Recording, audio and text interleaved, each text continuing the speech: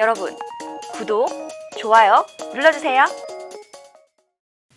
시청자 여러분 안녕하십니까? 비즈니스투데이 조은주입니다. 11월 25일 경제뉴스 전해드립니다.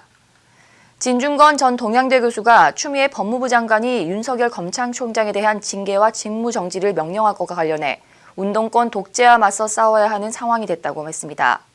진 전 교수는 이날 페이스북에 추미애와 윤석열의 싸움 이런 게 아니다라며 친문 586 세력의 전체주의적 성향이 87년 이후 우리 사회가 애써 쌓아온 자유민주주의를 침범하고 있는 사태라고 비판했습니다.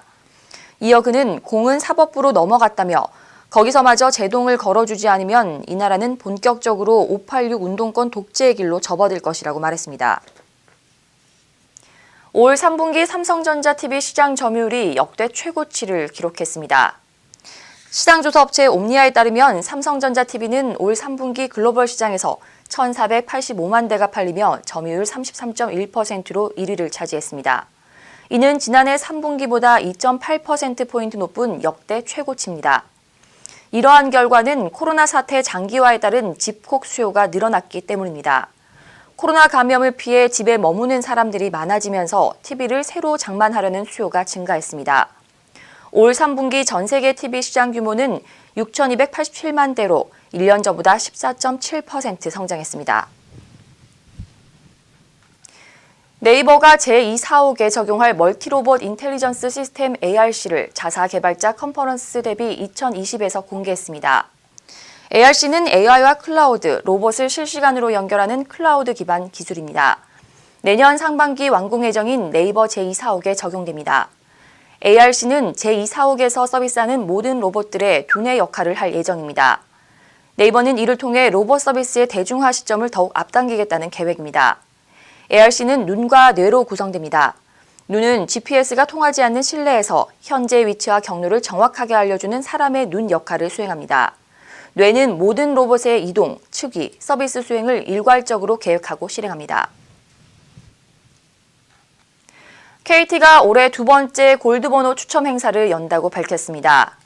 응모 가능한 번호는 고객 선호도가 높은 155개 유형 5,000개로 1인당 최대 3개 번호까지 응모할 수 있습니다. KT뿐만 아니라 타사 가입자도 응모할 수 있으며 KT망을 쓰는 알뜰폰 가입자도 해당 사업자 안내에 따라 참여할 수 있습니다. 희망자는 가까운 KT 매장 또는 KT.com을 방문하거나 마이KT 앱을 이용하면 됩니다. 기간은 12월 8일까지입니다. 당첨자는 다음 달 30일까지 신규 개통이나 번호 변경을 하면 당첨 번호를 쓸 수 있습니다. LG전자가 제규어 랜드로버와 공동 개발한 차량용 인포테인먼트가 유럽 자동차 심사단체 오토베스트로부터 최고 커넥티드 기술로 인정받았다고 밝혔습니다. 오토베스트는 이 시스템을 올해의 스마트 제품인 스마트베스트 2020으로 선정했습니다. 심사단은 이 시스템이 서로 다른 두 가지 통신을 동시에 연결하는 듀얼 모뎀 방식을 도입해 연결성이 뛰어나다고 평가했습니다. 예를 들어 운전자가 무선으로 차량 소프트웨어를 업데이트하면서 동시에 음악 스트리밍이나 내비게이션을 이용할 수 있습니다. 시스템이 지원하는 기능 가운데 90%가량을 터치 2번 이내 조작만으로 실행하는 직관적 사용자 인터페이스를 적용한 것도 높은 평가를 받았습니다. 대한항공의 아시아나 항공 인수가 걸린 한진칼의 신주 발행 금지 가처분 신청의 신문이 오늘 진행됩니다. 서울중앙지법은 이날 오후 5시 KCGI가 한진칼의 제3자 배정 유상증자 결의에 대해 제기한 신주 발행 금지 가처분 신청을 신문할 예정입니다. 납입일을 고려하면 이르면 이번 주 중으로 법원의 판단이 나올 것으로 전망됩니다. 법원이 신청을 인용할 경우 대한항공의 아시아나 항공 인수는 무산 수순을 밟게 됩니다. 이에 대해 한진그룹은 법적 절차에 따라 가장 합리적인 자금 조달 방안이 산업은행에 대한 3자 배정 유산증자라는 점에서 이번 결정은 불가피한 적법한 판단이라고 강조했습니다. 대학생 공연예술인들의 꿈의 무대인 제8회 현대차그룹 대학 연극 뮤지컬 페스티벌이 5개월간의 대장정을 마치고 시상식이 개최됐습니다. 올해로 8회째를 맞이하는 이번 시상식은 코로나라는 특수한 상황을 고려해 기존과는 달리 온라인과 오프라인을 병행해 진행했습니다. 이번 페스티벌에는 전국 21개 대학 총 34개 팀의 대학생들이 예선에 참가했습니다. 그 결과 최종 12개 팀이 본선에 올랐고 18일간 대학로 공연장에서 경연을 벌였습니다. 이들 중 연상대학교의 연극 한여들과 단국대학교의 뮤지컬 더 매드원스가 연극과 뮤지컬 부분 영예의 대상으로 선정됐습니다. 시상식에서 문화체육관광부 장관상 및 팀당 600만 원의 상금을 받았습니다. 현직 검찰총장에 대한 사상 초유의 직무 집행 정지가 이뤄지면서 오늘 윤석열 검찰총장은 대검에 출근하지 않았습니다.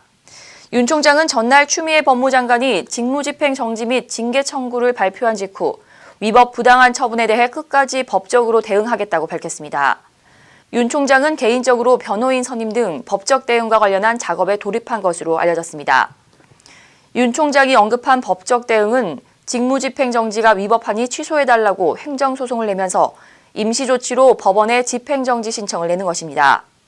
검찰 관계자는 윤 총장은 개인의 직이 아니라 민주주의와 법치주의를 지키기 위해 법적 대응을 하겠다는 입장이 확고하다고 했습니다. 야당은 추미애 법무부 장관이 윤석열 검찰총장에 대해 직무집행 정지를 명령한 것과 관련해 침묵하는 문재인 대통령을 거세게 비판했습니다.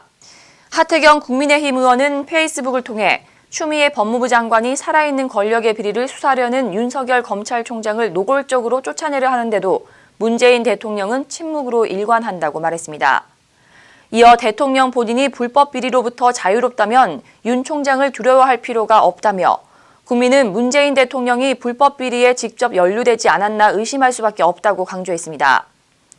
정진석 국민의힘 의원은 추미애 법무부 장관을 앞세운 문재인 정권의 행포는 들어본 적도 경험해본 적도 없는 전대미문의 법치유린이라고 비판했습니다. 뉴스를 마칩니다. 시청해주신 여러분 고맙습니다.